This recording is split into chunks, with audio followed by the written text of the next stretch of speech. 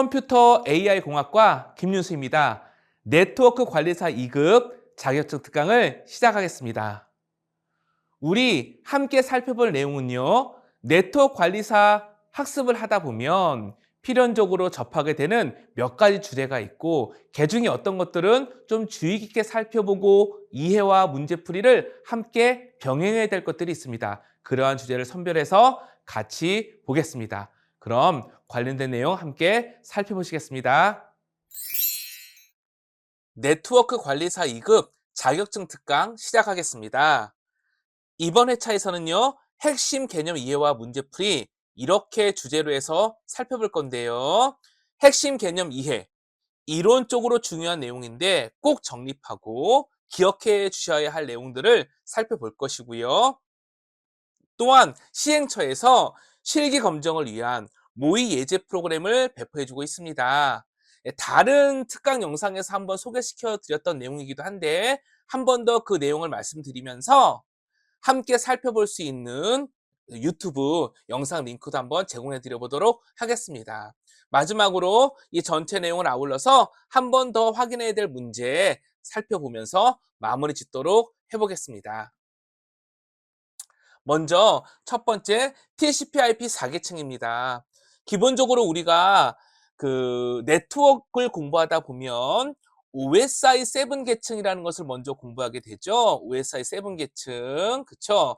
OSI 7 계층 표준이죠. 근데 우리가 실제 많이 사용하는 것은 OSI 7 계층을 레퍼런스 참고로 해서 만든 TCP/IP 4계층을 많이 사용합니다. 인터넷 표준 프로토콜들이 모여있는 인터넷 통신 표준이라는 거죠. TCP/IP 4계층을 씁니다. 그래서 TCP/IP 4계층의 구조와 어떠한 특징이 있는지를 이해하는 것은 무척 중요하다고 하겠습니다. 자, 먼저 주요한 용어가 있는데요. 용어가 응용, 전송, 인터넷, 네트워크 4계층입니다. 계층 구조로 되어 있다는 것이 중요한 용어인데 이 계층 구조로 되어 있다는 것을 다르게 표현하면 이쪽이 지금 전송하는 파트라고 해보겠습니다. 또한 이쪽이 지금 수신하는 파트라고 해보겠습니다. 그러면 응용, 전송, 인터넷 계층이 있듯이 수신 측도 응용, 전송, 인터넷, 네트워크 억세스 계층이 있을 겁니다. 그렇죠. 계층 구조로 하면 응용은 응용끼리, 전송은 전송끼리, 인터넷은 인터넷끼리, 네트워크 억세스 계층은 네트워크 억세스 계층끼리 이렇게 논리적으로 상대방 계층끼리만 관심을 갖고 서로 통신하겠다라는 겁니다. 근데 이건 논리적이고 개념적인 것이고요. 이렇게 계층 모델을 만들어서 각각 개념적으로 나와 상대가 되는 부분과 그쵸? 같은 계층만 바라보면서 우리가 구현을 하거나 개발하면 되기 때문에 편리하고 확장성도 넓어지고 상호 연계하는 것도 더 편리한 그런 특징을 갖고 있습니다. 그런데 실제 동작은 응용은 전송 계층한테, 전송은 인터넷 계층한테, 인터넷 계층은 네트워크 계층한테 서비스를 요청하고 다시 네트워크 계층은 인터넷 계층한테, 인터넷 계층은 전송 계층한테, 전송 계층은 응용 계층한테 서비스를 제공하는 방식입니다. 상위 계층이 하위 계층한테 서비스를 요청하면 하위 계층이 상위 계층한테 서비스를 제공하는 방식으로 네트워크가 동작한다라는 거죠. 그럼 여기서 서비스를 제공하고 요청할 때 어떤 일이 발생할까? 예를 들어보겠습니다. 응용 계층에 우리가 잘 알고 있는 HTTP 프로토콜이 있다고 해보겠습니다. HTTP 프로토콜, 전송 계층으로 TCP라는 프로토콜을 이용하거든요. 그러면 HTTP 프로토콜에서 데이터를 전송할 때는 TCP를 이용해야겠네요. TCP한테 전송을 요청해야겠네요. 그 얘기를 다르게 표현하면 그 앞에 TCP에 해당되는 특징을 담고 있는 헤더를 붙인다는 겁니다. 여기 HTTP와 관련된 데이터가 있었다면 앞부분에 TCP와 관련된 헤더를 붙인다는 거죠. 자, 그 다음에 IP 프로토콜을 이용해서 통신해야 되거든요. 그럼 또 무슨 말이 되는 거죠? 이 전체를 데이터로 보고 그 앞부분에다가 무엇을 붙인다? IP 헤더를 가지고 관리를 한다는 겁니다. 즉 해당 계층에 헤더를 붙이는 과정이 곧 서비스를 요청한다 혹은 서비스를 제공한다라는 과정이 되는 겁니다. 마찬가지로 서비스가 만약에 여기서 IP를 받았다고 해볼게요. IP 데이터를. 그러면 IP 헤더를 가만히 보니까 아 이건 TCP와 관련된 것이구나. 그러면 TCP로 헤더를 이렇게 떼어난 다음에 TCP 계층으로 데이터를 올려준다는 겁니다. 이 얘기를 어떻게 또 표현하냐면요. 헤더를 붙이는 과정 캡슐화. 헤더를 제공해서 해당되는 프로토콜로 데이터를 전달해 주겠다라는 계정 역캡슐화. 이렇게 표현도 합니다. 그래서 계층 구조라는 것은 이렇게 캡슐화, 역캡슐화, 헤더를 붙이고 헤더를 분석해서 정확히 필요한 대상이 되는 곳으로 데이터를 전달해주는 역캡슐화 과정 이런 게 기본으로 들어갑니다. 또한 뿐만 아니라 뭐도 있냐면요.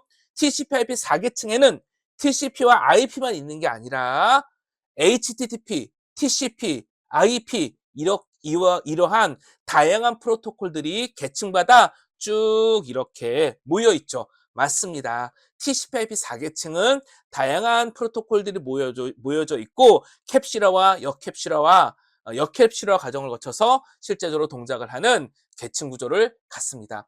이러한 내용들을 기본적으로 이제 파악을 해야 TCP/IP 4계층에 대한 이해가 시작되게 되는 것입니다. 그러면 각 계층의 특징을 다시 한번 볼까요? 응용 계층, 어플리케이션이 사용하는 어플리케이션의 기능 동작을 위한 서비스를 사용할 수 있도록 하는 계층인 겁니다. 응용 프로그램 간 서비스 간 데이터 교환을 위해서 다양한 프로토콜을 정의하고 있죠. 예를 들면 웹이 사용하는 HTTP, 파일 전송하기 위해 사용하는 FTP, 메일과 관련된 SMTP, 그 다음에 제어를 위한 텔넷 이런 게 있다는 겁니다. 전송계층 그러면 TCP와 UDP를 주로 생각하게 되는데요. 잊어버리지 말아야 될 게 있습니다. 무엇? 포트 번호가 있다라는 거죠.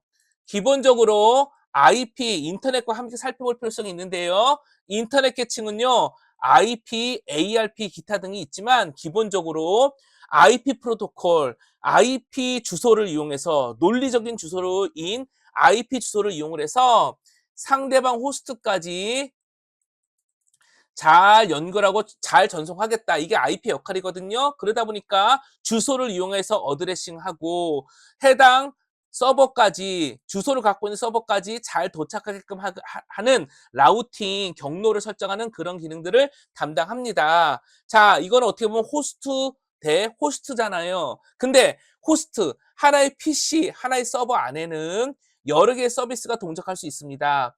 웹서버도 동작할 수도 있고요.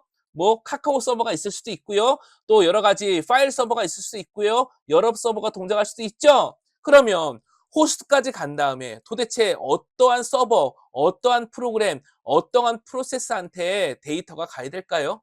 이것을 규정하는 게 포트 번호인 거죠. 맞습니다. 웹서버 80번 포트, 파일 서버 21번, 20번 포트 이렇게 포트를 가지고 연결하고 있기 때문에 각각 프로그램 대 프로그램이 잘 데이터를 주고받을 수 있게 되는 겁니다. 이러한 역할을 담당하는 게 전송 계층이라는 거죠. 따라서 전송 계층의 키포인트는 포트 번호를 사용한다. 이게 되겠습니다. 인터넷 계층의 키포인트는 IP 주소를 사용한다가 되겠죠. 반면 네트워크 억세스 계층은 네트워크 매체를 통해 데이터를 주고받는다 그래서 관련돼서는 맥 주소 이런 것들이 있겠습니다. 지금 쭉 같이 살펴본 내용이 TCP/IP 4계층 그러면 함께 이야기가 되고 언급되는 내용이겠습니다. 하나만 더 얘기해 보겠습니다. 데이터를 얘기할 때 응용 계층은 그 데이터를 메시지라고 하고요. 전송 계층에서는 세그멘트라고 하고요. 인터넷 계층에서는 패킷이라고 부르고요. 네트워크 액세스 계층에서는 프레임이라고 부릅니다. 각각 관리하는 데이터의 명칭이 다르다는 거죠. 자, 그러면 계속해서 보겠습니다. 자, 전송 계층 프로토콜의 특징을 보겠습니다. 응용 프로그램의 최종 목적지까지 전송하는 거예요. 포트 번호를 이용해서 목적지까지 가는 거라고 했습니다. 응용 프로그램 간에 주고받을 데이터의 형식과 순서 등을 정의한 것은 어플리케이션 프로토콜인 거고요. 그쵸? 최종 목적지까지 전송해 주는 역할을 하는 게 전송 계층 프로토콜의 특징인 겁니다. 자, TCP, UDP 등이 있고요. 당연히 포트 번호를 이용합니다. 포트 번호 뭐라고 그랬죠? 호스트 컴퓨터 내에서 프로그램을 식별하는 번호라고 했습니다. 근데 이 포트 번호를 그룹핑해서 이해할 수 있는데요. 일반적으로 포트 번호는 0번부터 65,535번까지가 있습니다. 근데 1번부터 1023번 있죠. 제가 지금 밑에 적어놓은 것이 있는데요. 한번 봐주셔요. HTTP 웹서버와 웹브라우저가 서로 통신할 때 사용하는 HTTP 프로토콜은 80번을 씁니다. 인증서를 기반으로 해서 암호화 통신을 지원하면서 웹 기반 통신을 하는 HTTPS는 443 포트를 씁니다. 파일을 주고받을 때 사용하는 FTP 프로토콜은요.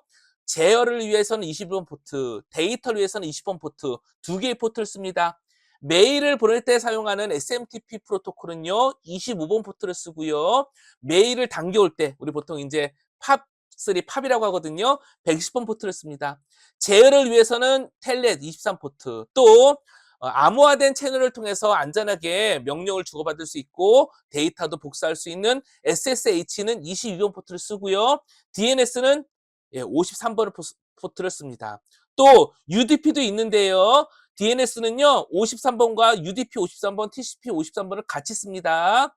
DHCP 서버 67번과 68번, SNMP 161번, 162번, TFTP 69번 이렇게 나름대로 포트가 서로 간에 정해놓은 게 있습니다. 꼭 이 포트를 사용하지는 않지만 아무것도 설정하지 않으면 기본 포트라는 겁니다. 자, 이거 우리가 다 알고 있습니다. 공부하시는 분이나 현업에서 일을 하시는 분들은 다 알고 있습니다. 누구나 알고 있습니다. 그래서 well-known 포트라고 합니다.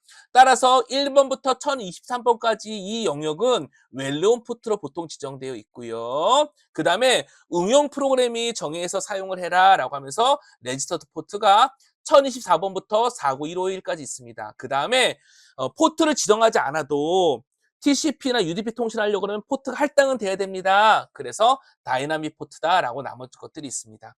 자, 이러한 내용들이 전송 계층과 관련해서 포트 번호와 함께 우리가 기억해야 될 내용이라고 하겠습니다. 자, 그 다음에 또 보겠습니다. 이제 TCP 헤더를 보겠습니다. 전송 계층 프로토콜의 대표적인 TCP 헤더를 보는데요. TCP, 연결 지향 통신이고, 그래서 신뢰성 있는 통신을 한다고 했습니다. 따라서 연결 지향에 신뢰성 있는 통신을 하기 위한 여러 가지 정보를 관리해줘야겠죠? 맞습니다. 그런 것들이 헤더에 들어 있습니다. 먼저 당연히 소스 포트와 데스티네이션 포트는 있어야 되는 거고요. 왜? 트랜스포트 계층이니까요. 그 다음에 연결된 것처럼 데이터를 순서에 맞춰서 전달하기 위해서 순서 번호라는 것을 붙입니다. 시퀀스 넘버. 그 다음에 잘 받았는지를 응답할 때 확인하게 되는 에크 넘버가 있습니다. 액놀리지먼트 넘버가 있습니다. 또 데이터를 주고받을 때에 한 번에 에크 없이 전달받을 수 있는 효율적으로 전달하기 위한 윈도우 사이즈가 있습니다. 그냥 한 번에 주고받을 수 있는 데이터 크기라고 보셔도 되겠습니다. 그 다음에 연결할 때 사용하는 싱크, 연결을 종료할 때 사용하는 핀, 그 다음에 응답할 때 사용하는 에크, 이것과 같이 데이터가 아니라 TCP가 동작하기 위해서 특정한 정보, 상태값이라는 걸 주고받을 때가 있습니다. 컨트롤 플래그, 다양한 것들이 이렇게 지정이 되어 있습니다. 또 그러니까 데이터가 깨졌는지 안 깼는지, 헤더에 문제가 생겼는지 아닌지를 점검하는 책섬, 이런 내용들이 TCP 헤더에 들어 있습니다. 즉, 신뢰성 있게 안전하게, 여기서 안전하다는 건 뭐냐면요. 신뢰성 있게 데이터를 손실 없이 잘 주고받겠다라는 겁니다. 그렇게 주고받기 위해서 TCP는 다양한 정보를 헤더에서 관리하고 있다라는 것이죠. 자, UDP가 있습니다. 우리 UDP 그럼 보통 뭐라고 얘기하냐 하면요. 빠르지만 안정적이지 않다. 데이터가 손실될 수 있다고 얘기를 합니다. 맞습니다. 그렇기 때문에 TCP와는 좀 결이 다른, 상대적으로 사용하는 방법이 좀 다르겠죠? UDP 헤더를 보게 되면요. 당연히 트랜스포트이기 때문에 소스 포트와 데스티네이션 포트는 있습니다. 그런데 TCP에서 바라봤던 다양한 정보들은 없지요. 왜죠? 얘는 빠르게 전송하면 되고 안정성까지는 보장하지 않아도 되는 특징이 있기 때문입니다. 주로 동영상 등을 스트리밍할 때 많이 사용하는 그러한 프로토콜이 되겠습니다. 자, 여기까지 트랜스포트를 봤고요. 이제 IP에 대해서 보겠습니다. 인터넷 계층인 겁니다. 인터넷 계층을 보는데 IP 프로토콜의 특징을 보도록 하겠습니다. 일단 인터넷 계층, IP 주소, IP 프로토콜 무시할 수 없죠. 그다음에 어드레싱, 라우팅 등의 기능을 담당한다. 호스트 간 데이터를 전송한다. 이야기했던 겁니다. IP 헤더를 보겠습니다. IP가 무엇을 관리하는지 IP 헤더를 보면 볼 수 있습니다. 앞부분에 버전 있고요. IP는 버전 4가 있고 IP 버전 6가 있죠. 그래서 IP의 버전을 담고 있습니다. 그 다음에 여기 보시면 플래그먼트 옵셋이 있죠. IP 데이터를 보낼 때요. 큰 데이터를 한 번에 보내는 게 아니라 특정 크기 단위로 나눠 보냅니다. 맥시멈 트랜스포트 유닛이죠. MTU 사이즈로 나눠 보냅니다. 예, 그러면 나눠 보냈으니까 현재 내가 보내고 있는 이 데이터 패킷이 도대체 순서가 몇 번이냐, 위치가 어디냐, 그래야 조립할 수 있잖아요. 여기서 말하는 순서는 1번, 2번, 3번이라는 순서가 아니라 어느 포지션에 위치해야 되냐는 겁니다. 옵셋, 옵셋. 그쵸? 101번째, 102번째 그 얘기하는 겁니다. 근데 이거는 TCP IP의 그 순서 번호와 시퀀스 넘버 그 넘버 얘기하는 건 아닙니다. 여기선 플래그먼트 옵셋인 겁니다. 조금 의미가 비슷하게 사용되지만 조금 의미가 다릅니다. 그다음에 여기 보시면 TTL 타임 투 라이브가 있죠? 얘는 뭐냐면요. 이거예요. 자, 여기 구글이 있습니다. 여기 우리 PC가 있어요. 구글까지 한 번에 가는 게 아니라 실은 라우터라는 많은 장비를 통해 갈 겁니다. 근데 IP는 사실은 보내봐야 아는 거잖아요. 구글과 우리 PC가 큰 인터넷 라인 하나로 묶여 있는 게 아니라 여러 개의 장비를 통해 가잖아요. 그러니까 실은 보내봐야 아는 겁니다. 그러면 내가 데이터를 전송하려고 했는데 언제까지 노력을 해야 될까요? 왜? 구글 서버가 사실은 죽어 있을 수도 있는 거잖아요. 종료, 셧다운 돼 있을 수도 있는 거잖아요. 그것 때문에 타임 투 리브 TTL을 달아서 이 TTL에 지정된 개수만큼 라우터를 통과했음에도 구글까지 가지 못하면 타임아웃, 못 가는 거로 치자. 이 값도 지정하는 겁니다. 이제 중요한 게 있죠. 소스 IP와 데스티네이션 IP가 있어야겠죠? 맞습니다. IP 주소는 기본이니까. 이처럼 호스트 간 어떻게 데이터를 잘 전송할 것이냐. 이것을 관리하고 있는 게 IP고, 그래서 IP 헤더는 당연히 이러한 특징을 갖고 있어야 할 겁니다. 자, 또 계속 보도록 하겠습니다. 그 전에 또 하나 얘기 드릴 게 있습니다. ICMP 프로토콜이 있습니다. IP 프로토콜은요, 베스트 에포트 방식이라고 해요. 최선을 다해서 노력을 하겠지만 100% 보장할 수는 없다는 겁니다. 따라서 네트워크 통신 시 장애가 있거나 문제가 있거나 뭐 이렇게 책섬이 깨졌거나 그런 일이 발생할 수 있잖아요. 예, 그런 일이 발생했을 때에 문제점을 확인하고 컨트롤하기 위한 프로토콜, 그래서 ICMP 프로토콜이 나왔습니다. 아마 핑 명령어 들어보셨을 거예요. 핑 명령어가 ICMP 프로토콜을 이용한 그러한 프로그램이 되겠습니다. 이제 DNS에 대해 살펴보겠습니다. DNS. 우리가 많이 알고 있는 도메인 이름을 IP 주소로 변환하는 그러한 이제 서비스가 되겠습니다. 자, 근데 이 DNS 같은 경우에는요, 특징, 우리가 알고 있어야 될 거가 있는데요. 두 가지를 알고 있습니다. 알고 있어야 합니다. 먼저 DNS는요, 레코드 타입이 있다라는 겁니다. 레코드 타입. 우리는 IP 주소만 생각을 했는데 여러 가지 정보를 담고 있다라는 겁니다. 두 번째는요, DNS는 쿼리 순서가 있다라는 것도 기억을 해주시면 좋겠습니다. 먼저 레코드 타입이 있는데요. AA부터 SOA까지 있습니다. 이거 기억을 해주셔야 합니다. IP 버전 4 주소를 관리합니다. A가 4개네요. IP 버전 6 주소를 지정합니다. CNAME, 도메인 네임에 대한 또 다른 이름, 별칭을 지정할 수 있습니다. MX, 메일 교환 서버, 즉 메일 서버를 설정해 줄 수 있습니다. NS, 네임입니다. 호스트에 대한 네임 서버를 지정할 수도 있고요. PTR, 이건 뭐냐면요. 보통 도메인 네임에 대한 IP 주소잖아요. IP 주소를 기반으로 도메인 네임을 역으로 반환할 수 있는 그러한 레코드 타입이 되겠습니다. 그 다음에 중요하기도 하고 기억을 해야 될 내용 중에 하나이지요. 소아 레코드가 있습니다. 도메인 관리자 메일, 1년 번호 등 DNS 핵심 정보를 지정합니다. 한번 이거 실제 한번 살펴보도록 하겠습니다. 우리 원래 DNS를 쿼리할 때는요. 커맨드로는 대표적으로 NS 루컵이라는 걸 씁니다. 그리고 리눅스에는 DIG라는 도구도 있는데요. 구글에서 이 도구를 외부로 사용할 수 있도록 서비스를 제공해 줬습니다. 그 내용을 보도록 하겠습니다. 지금 보시는 게 디그를 서비스로 제공해주고 있는 서비스 사이트거든요. 자, 여기다가 한번 우리 구글닷컴이라고 한번 입력해 보겠습니다. 그리고 엔터를 치면 구글닷컴에 설정되어 있는 A 레코드 뭐죠? 예, 여기 보니까 IP 버전 4 주소들이 여러 개 들어있죠. 구글닷컴에 해당되는 IP 주소가 이렇게 있다라는 겁니다. 우리 웹브라우저에다가 구글닷컴 입력하면 네트워크 통신이 되잖아요. 실제로는 IP 주소가 있어야 되는 겁니다. TCP/IP 계층상 IP 주소가 있어야 통신할 수 있잖아요. 그 얘기는 구글닷컴 이름에 대한 IP를 누군가 알려줘야 된다는 거잖아요. 여기에 A 레코드 타입의 IP 버전 4 주소가 지정되어 있는 겁니다. 그러면 AAAA IP 버전 6 주소가 이렇게 지정되어 있습니다. 참고로 말씀드리는데요. IP 주소가 하나가 아니라 여러 개 지정되어 있죠? 예, 여러 개 IP가 구성되어 있고요. 실제 웹브라우저는 이 중에서 적절한 걸 선택해서 접속하게 되어 있습니다. 자, 이렇게 AAA 타입이 있고요. 자, 보겠습니다. CNAME 별칭이라고 했습니다.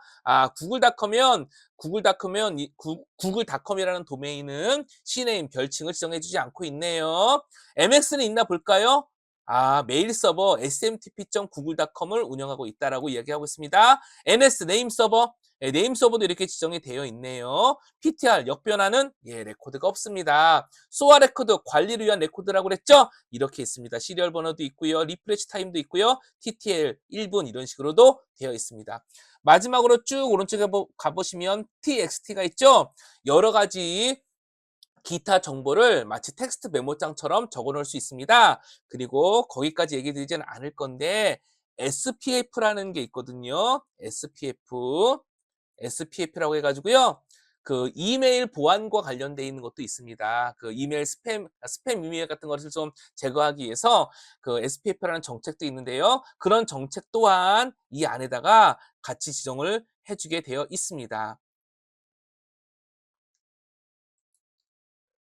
자, 제가 좀 잠깐 멈춰 스크롤 했거든요. 스크롤하고 보니까 여기 SPF 이런 키워드들이 보이잖아요. 예, 맞습니다. 이런 것들을 규칙에 따라 지정함으로써 매일 그 이메일 스팸 이메일 같은 거 있잖아요. 왜 그런 거 있잖아요. 이메일 발신자 주소를 바꿔가지고 그 보안 쪽에서 이메일 스푸핑이라고 하는데요. 가짜 메일 보내가지고 사용자 속이는 거 그런 것들 대응하기 위한 그런 정보도 TXT 필드의 레코드 타입에 이렇게 저장해 놓기도 합니다. 자, 이 정도까지 해서 기본적으로 DNS의 중요한 한 축인 DNS 레코드가 무엇이는지 봤고요. 자, 그 다음에 또 우리가 기억해야 될 게 있죠. DNS는 쿼리 순서가 있다는 겁니다. 로컬 DNS, 그 다음에 리커시브 쿼리 여러 가지가 있지만 꼭 기억할 게 하나가 있죠. 윈도우 기준으로 C 드라이브의 윈도우즈의 시스템 32에 드라이버에서 etc 밑에 호스트 파일이 있고요. 리눅스 기준으로는요. etc 폴더 밑에 호스트 파일이 있죠. 이거 뭐죠? 내 PC에서만 사용할 수 있는 나만의 DNS 세팅 값을 지정해 줄 수 있죠. 그 내용도 한번 보여드리겠습니다. 여기 보시면 제 윈도우 PC에 있는 호스트 파일을 열었는데요. 예를 들어 볼게요.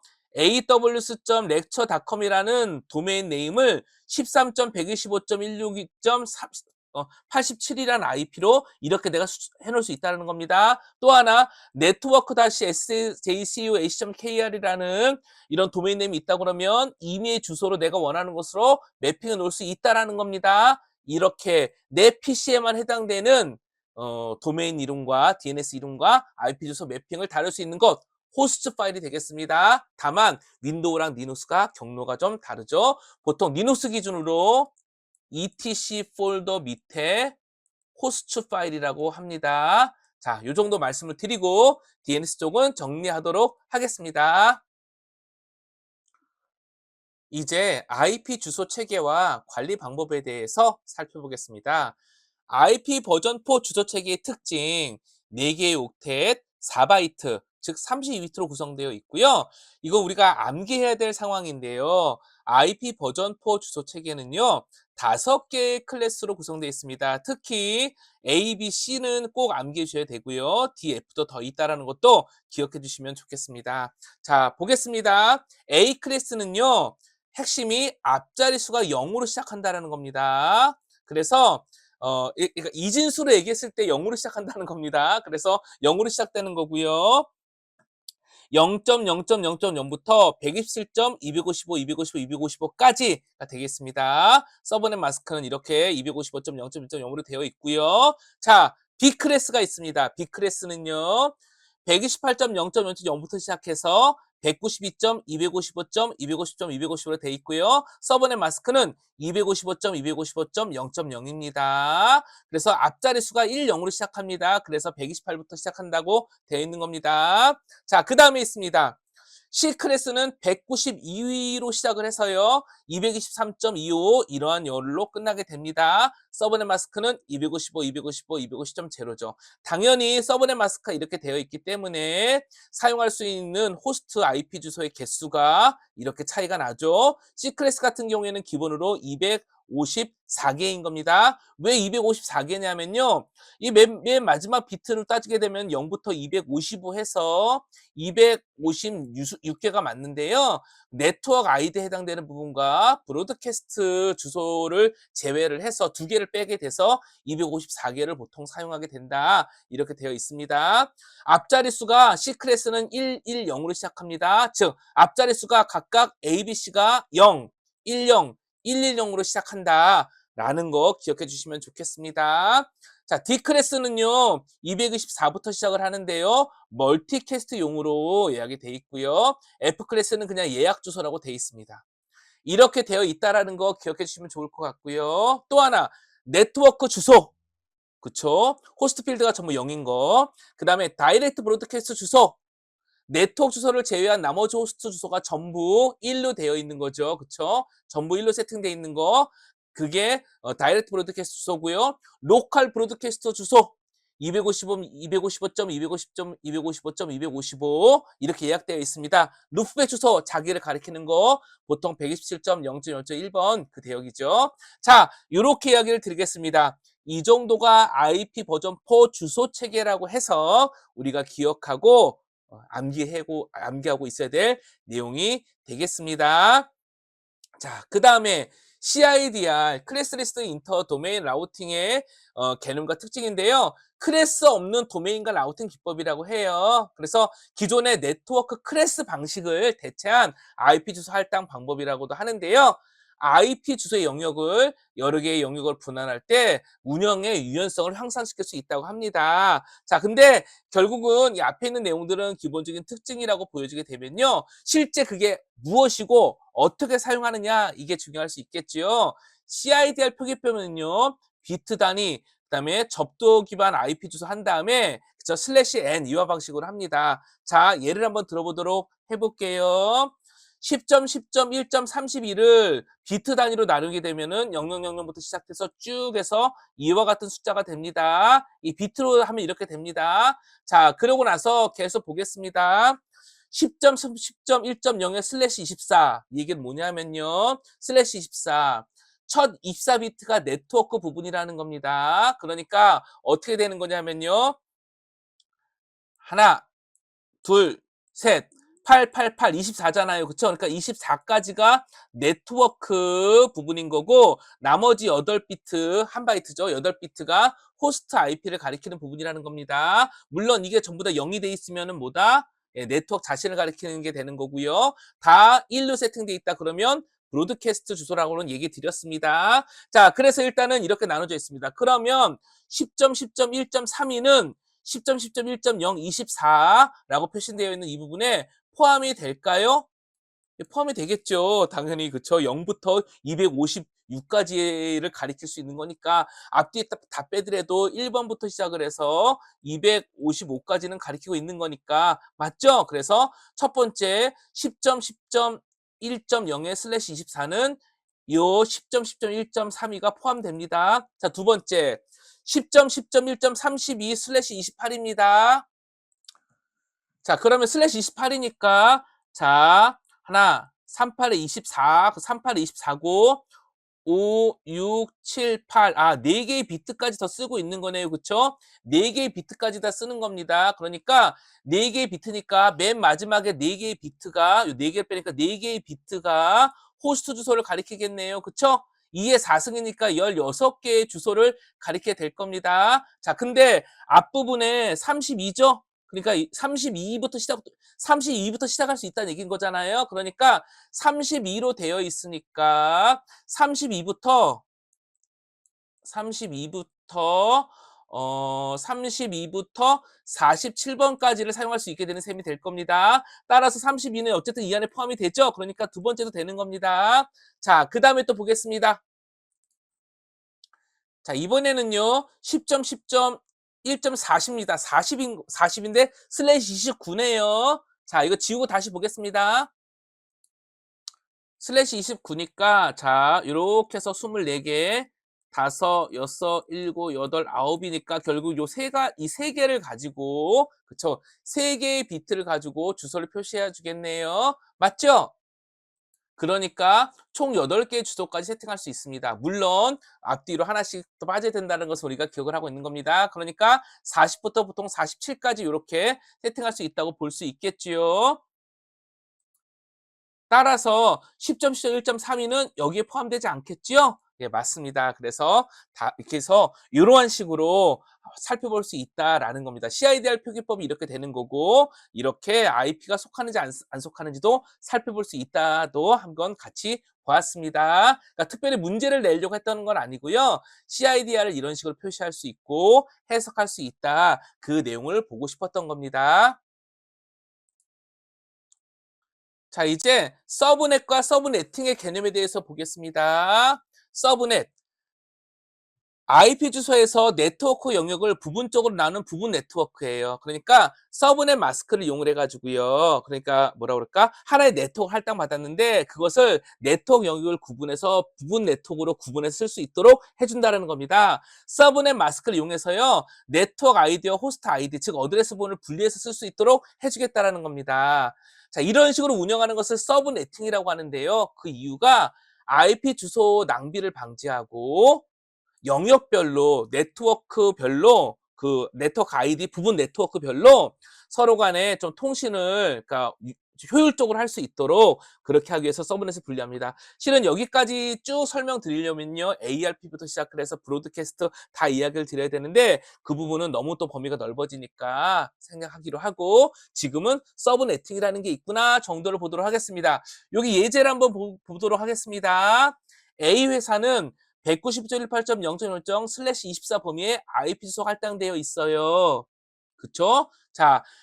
그러니까 이렇게 따지게 되면 190.18.0까지 슬래시 24니까 여기까지가 요렇게, 그쵸? 네트워크를 구분하는 네트워크 아이디에 해당되는 거고, 나머지 여기 8개의 비트를 통해가지고 IP 주소를 할당해서 쓴다라는 거죠. 근데 이 회사는 4개, 부서가 4개가 있대요.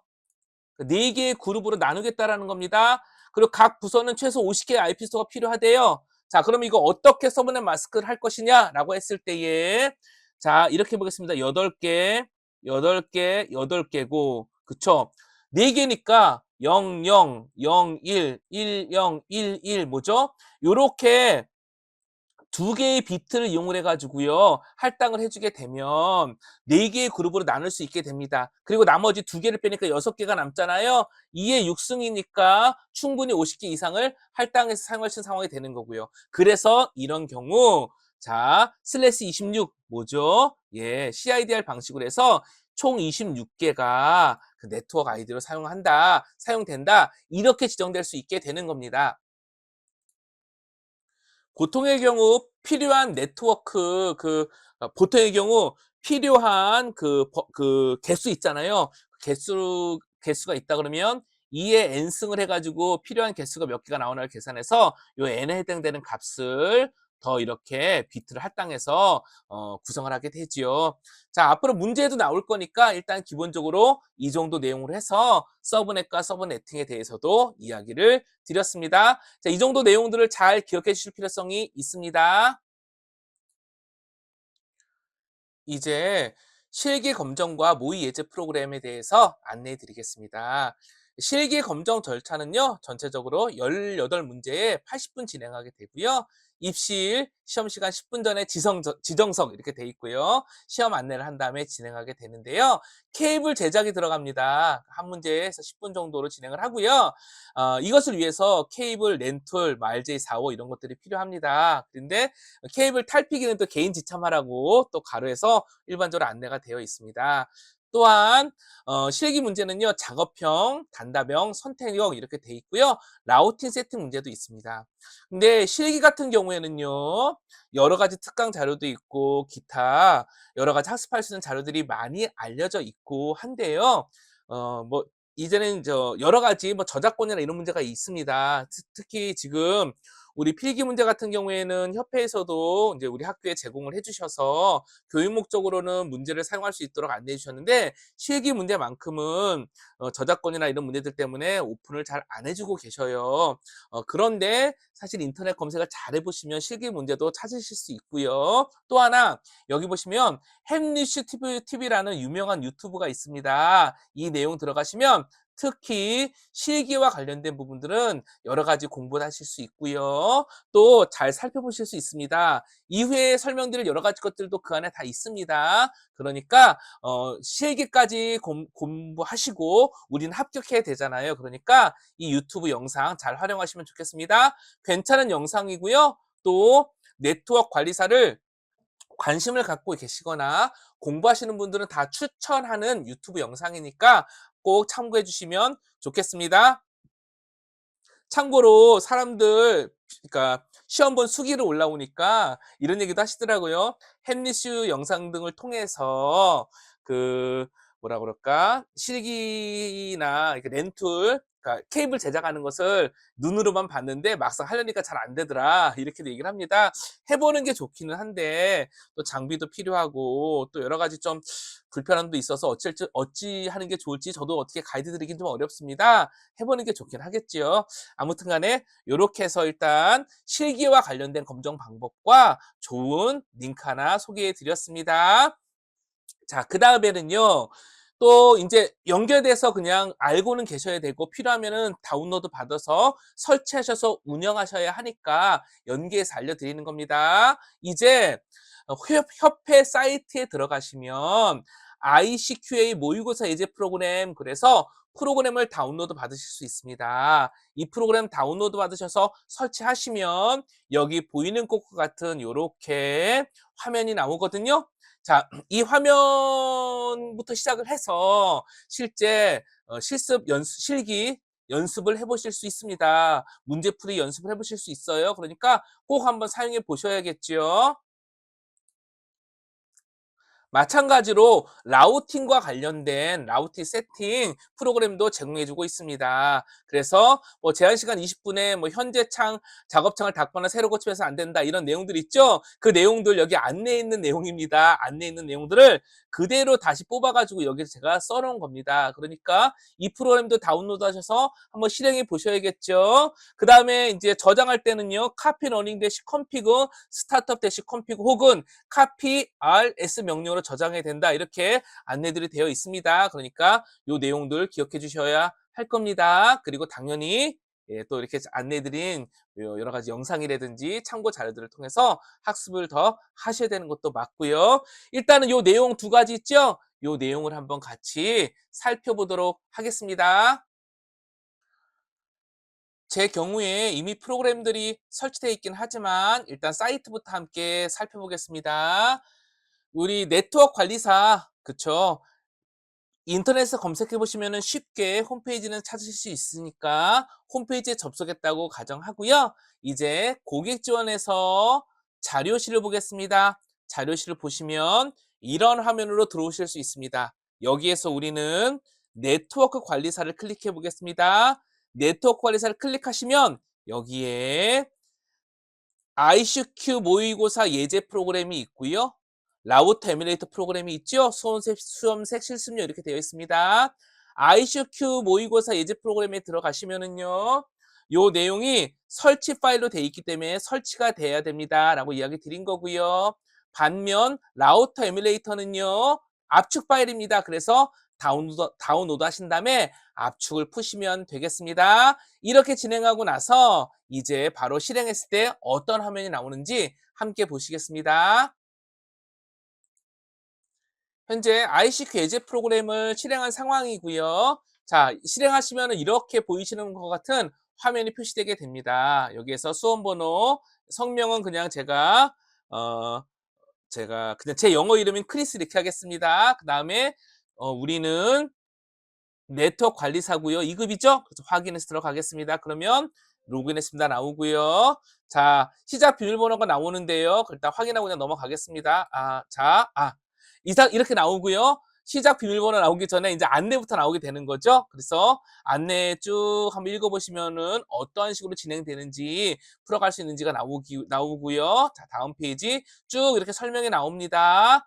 그래서 설명을 다 봤다고 가정을 하고 이거 한번 다운로드하셔서 설치하셔가지고 실행해 보실 만한 필요성이 있습니다. 자, 그다음에 건너뛰기 그럼 이제 자, 2급 실기를 진행하겠습니다. 라고 나와 있고요. 예지 샘플이 나오죠. 확인 누르겠습니다. 그러면 비밀번호 나오죠. 이제 여기서 이제 아무것도 안 하고 그냥 확인 버튼 누르겠다고 한 겁니다. 확인 버튼 누르잖아요. 그러면 시작합니다. 라고 나오고요. 됐죠? 자, 케이블링 시작 이렇게 나옵니다. 확인. 그럼 이제 케이블링 하라는 얘기가 나오는 거죠? 자, 맞습니다. 그래서 말씀하신 대로 이제 케이블 구성해야 되는 겁니다. 그리고 나서 이제 다 했습니다. 그럼 이제 그다음 문제로 넘어가게 된다라는 거죠. 이렇게 해서 진행이 되는 겁니다. 되셨죠? 이와 같은 방법으로 프로그램을 사용할 수 있으니까 꼭 한번 다운로드 하셔서 설치하셔서 사용해 보시고요. 그 다음에 말씀드린 대로 링크해 드린 유튜브나 혹은 이거 블로그 검색해 보시면은 이 프로그램을 통해서 문제를 풀어가는 내용들이 많이 잘 정리가 되어 있습니다.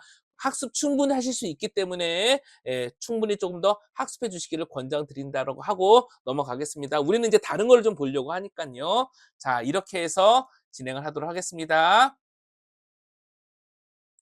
자, 물론 이제 종료한 다음에 뭐 답안 제출하시겠습니까? 이런 화면들도 나오지만 일단 프로그램을 종료했습니다. 자, 그 다음에 우리 라우터 실습용 에뮬레이터도 한번 동작시켜 볼 건데요. 압축을 풀면 router.exe라는 프로그램이 있습니다. 실행해 보겠습니다. 실행하시면 초기에 이와 같은 프로그램이 뜨고요. 자, 클릭하겠습니다. 그러면 자, 데모 페이지라고 하면서 여러 가지 안내 페이지가 나오는 게 확인이 됩니다. 그다음에 여기 저장 명령에 대해서도 이렇게 안내가 돼 있죠. 주의 깊게 살펴보셔야 될 내용이 되겠습니다. 다음 해서 자, 이렇게 문제가 나와 있다는 얘기가 되어 있는 것이죠. 그래서 클릭하면 관련된 내용도 이렇게 있고요. 자, 이와 같이 프로그램을 사용하실 수 있습니다. 자, 이렇게 해서 말씀드리고요. 바로 종료하고 웹페이지로 돌아와 봤습니다. 그런데 여기 보니까 네트워크 관리사 실습용 에뮬레이터 하나가 더 있네요. 요거 클릭해서 이렇게 보시면 설치 프로그램입니다. 다운로드해서 한번 실행해 보도록 하겠습니다. 실습용 에뮬레이터라고 불리는 것을 다운로드해서 설치하고 실행을 하니까 이와 같은 프로그램이 나오고요. 이 전체 쪽에 들어가서 우리가 관심 있는 것은 네트워크 관리사잖아요. 네트워크 관리사를 클릭해 보겠습니다. 그러니까 그것과 관련된 항목들이 이렇게 나옵니다. 우리 이 중에서 무엇을 볼까요? 인터넷 정보 서비스 관리자를 한번 에뮬레이터 실행해 보겠습니다. 그랬더니 이렇게 그쵸. 원래는 윈도우즈 서버가 있어야 되거든요. 그쵸? 예, 그런 내용들이 이렇게 UI가 나오면서 살펴볼 수 있는 에뮬레이터 기능을 또 제공해주고 있습니다. 그래서 이런 프로그램도 있다 함께 확인해 봤습니다. 물론 이것도 종료하겠습니다. 이런 프로그램이 있다 정도까지 본 겁니다. 우리 여기 교재 페이지에도요, 이렇게 하나 포함시켜 놨습니다. 실습용 에뮬레이터가 있다. 그 다음에 설치 후 실행할 수 있다. 사이트 링크 이렇게 안내되어 있다. 그리고 화면이 이렇게 돼 있다. 라고 이야기 드렸습니다. 네트워크 관리사로 선택해 주셔야 됩니다. 이렇게 해서 우리가 활용할 수 있는 기본적인 프로그램이 무엇이 있는지 안내해 드렸고요. 설치 혹은 압축을 푼 다음에 실행하고 사용할 수 있는 것도 설명드렸습니다. 이제 다시 한번 말씀드리지만 저희가 지금 시간이 많고 그다음에 하나를 충분히 설명드릴 수 있다 그러면 더 좋겠지만 효율적으로 이 특강 시간을 활용하기 위해서 제가 특강 시간 동안에 효율적으로 설명드릴 수 있는 문제풀이 중심으로 가고요. 이제 앞에서 설명드린 유튜브 링크나 또 여러 가지 부가 자료들을 이용을 하셔서 실습이라든지 이런 도구를 사용하는 부분들은 별도로 학습해 주시기를 다시 한번 부탁드리겠습니다. 이제 문제풀이를 통해서 한 번 더 점검해 보겠습니다. TCP/IP 4계층 중 전송계층의 특징으로 가장 거리가 먼 것은 무엇인가? 1번부터 4번까지가 있는데요. 혹시 답을 고를 수 있으실까요? 예, 같이 볼까요? 왜 답이 바로 나오죠? UDP 헤더의 주요 특징으로 소스 포트, 데스티네이션 포트 맞는 얘기죠? TTL이 있었나요? 아니죠. TTL은 IP 쪽에 있었던 거였었지요. 그 외에 TCP 헤더의 컨트롤 프로그램을 이용해서 연결 및 연결 종류를 수행할 수 있었죠. 싱크, 핀 이런 게 있었잖아요. TCP는 3웨이 핸드쉐이킹 방식의 연결 과정을 거칩니다. 맞는 얘기입니다. UDP는 신뢰성을 보장하지 않아요. 대신 상대적으로 빠른 전송 속도를 제공하죠. 맞습니다. 그래서 답은 1번. 가장 거리가 먼 곳은 1번이 되겠습니다. IP 주소 체제에 대한 설명으로 IP 주소 체계에 대한 설명으로 가장 적절하지 않은 것은 무엇인가? 자, A 클래스 그쵸? A 클래스 사설 IP 대역으로 그렇군요. 사설 IP 대역이라는 게 별도로 지정돼 있다는 겁니다. A 클래스 10.0.0.0으로 시작하는 거, B 클래스 172.16.0으로 시작하는 거, C 클래스 190.168.0으로 시작하는 거 이렇게 정의가 되어 있다라는 겁니다. 자, 반면 루프백 127.0.0.1을 사용할 수 있으며 같은 서브넷에 포함된 모든 호스트의 데이터를 전송한다? 이게 틀린 말이죠. 그래서 가장 적절하지 않은 것은 4번이 되고요. 1부터 3번까지는 기억을 해주셔야 될 내용이 되겠습니다. 또 계속 보겠습니다. C 클래스의 네트워크 대역에서 4개의 서브넷이 필요하다고 했습니다. 이때 사용할 수 있는 서브넷 마스크로 가장 적절한 것은 무엇일까요? C 클래스입니다. 이렇게니까 8, 8, 8 됐고 나머지를 가지고 사용을 하는 건데 4개의 서브넷이라고 했습니다. 아까 네트워크 4개로 나누겠다는 거죠. 그러면 비트가 몇 개 필요하죠? 2개 필요합니다. 그러니까 2개의 비트가 필요합니다. 그러니까 서브넷 마스크로 굳이 따지자 그러면 192점, 죄송합니다. 255점, 250점, 250점. 답은 192가 되겠습니다. 192 비트가 2개인 거잖아요. 그렇죠? 그렇죠? 그러니까 10 비트가 그러니까 11이 들어가면 128에 64 그래서 192가 되는 거잖아요. 이렇게 나눠진 거, 그렇죠? 이렇게 나눠진 거, 이렇게 해서 서브넷 마스크로 가장 적절한 것이 되겠습니다. 128 그러면 하나만 있는 거잖아요. 그렇죠? 예, 맞습니다. 그래서 답은 2번이 되겠습니다.